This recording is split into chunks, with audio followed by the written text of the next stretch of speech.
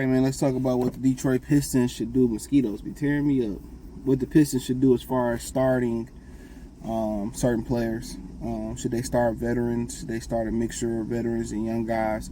Specifically, I mean, we know K going to be there, but Tobias going to be there as of right now. Duran going to be there. So, them 3 spots right there. So, as far as the 2 and the 3, should they go young? Should they go veteran? Should they go 3-and-D defense? What should they do? Now, what sparked this idea was I was hearing an article that was saying that Short Thompson may start. Now, apparently, he's been working very hard with the shooting coach. Is it Fred Vinson? He said he's been putting in work every day. But the thing about shooting is, you know, they've said this about Bronny James. It's about, you know, he can make all the shots in the workout, but in game, you know, it's different.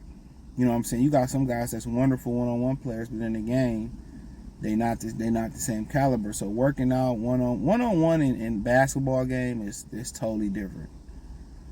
Even though you see a lot of isolation basketball, you still got to account for 9 other people on the court. You know what I'm saying? You still got to account for 9 other people on the court. So when we kind of talking about, you know, what you're accounting for as far as finding about one-on-one, it's different.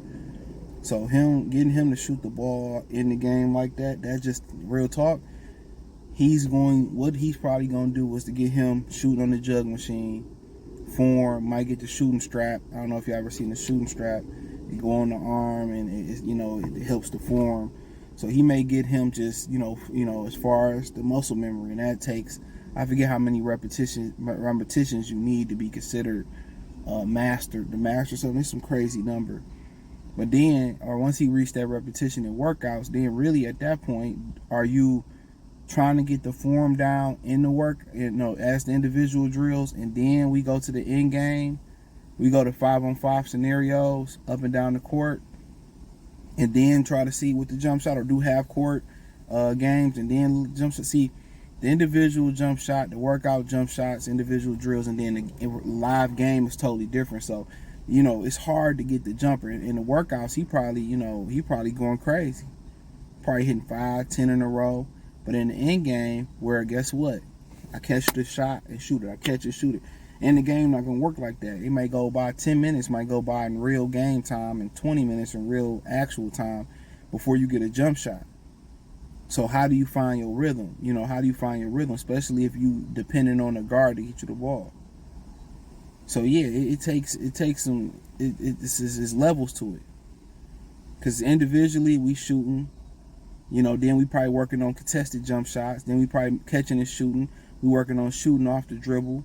We working on, you know, escape dribble, get to a little spot inside the arc. You know what I'm saying? We might work on push shots, floaters. You know, might start off with the mic and drill, you know, and then work our way out. Right? So then we go to live action.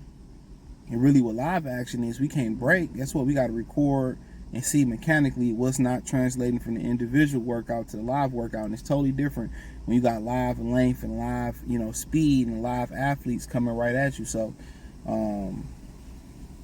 like I continue to say, it's really when you talking about filling them 2 other spots outside of Harris, Duran, we presume as right now, and Kay Cunningham, you know, you got shooting with Tobias here. So okay, where do you say Ryan Hollins? He you know, took a bunch of shots in that Chicago game the other night, but he's probably gonna be a work in progress, a whip, probably off the bench. Short Thompson, the question is, we know he can defend, we know he can dribble, we know he can pass, facilitate, you know, but can he make shots? And then you go on something about Jaden Ivey. What is he doing in the summer, to be honest? If he's not gonna be able to run the offense as a primary ball handler, and it's going to be all K running the offense, really, you wasting his time, and you wasting a resource. That's how I look at it. You wasting a resource. All you doing is depleting him as a resource. All you doing is degrading him as a resource. So guess what? If he ain't going to be able to bring the ball up in the starting 5, guess what? Move him and Isaiah Stewart, right? Move him.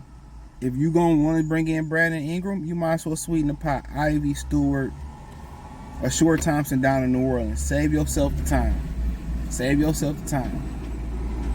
Because you can turn around, and if you really want to find another Short Thompson, you can go sign Isaac Okoro. I'm just keeping it funky. So if I'm being honest with them,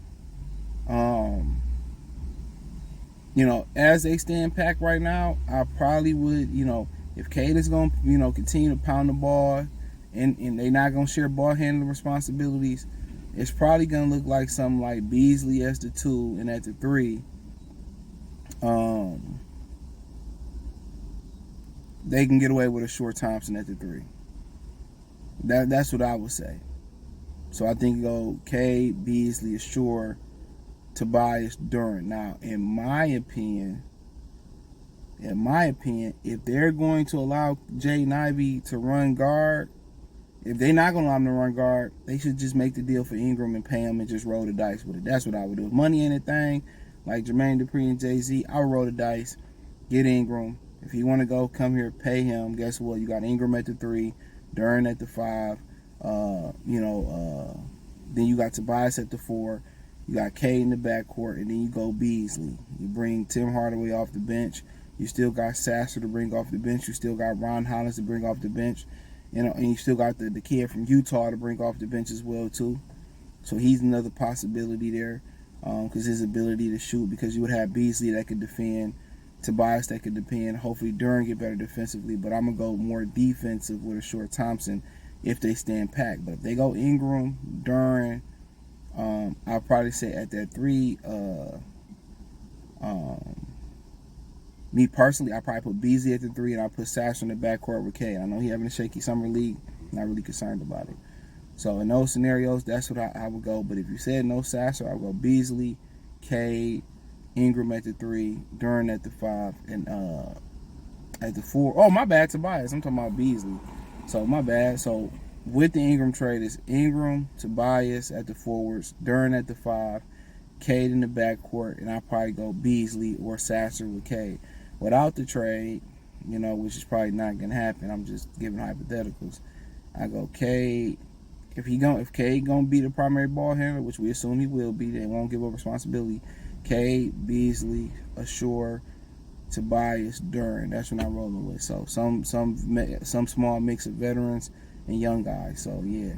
But if they do, another hypothetical, allow Jaden Ivey to bring the ball up and control the ball at least 40-60 or 40-60, I would go Ivey, Cade, Beasley at the 3,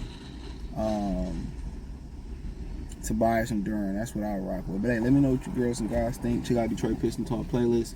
Thumbs up the video, share the video, subscribe to the channel. The subscribe button is the bell icon button. Hit all notifications, increase your chance. Get notifications. We go live and drop video. Financially, want to support the channel. Cash App, $CJ Good 313. Venmo, CJ Good 313. PayPal link in description. Appreciate the love, support. Check out Detroit Pistons Talk playlist. Peace.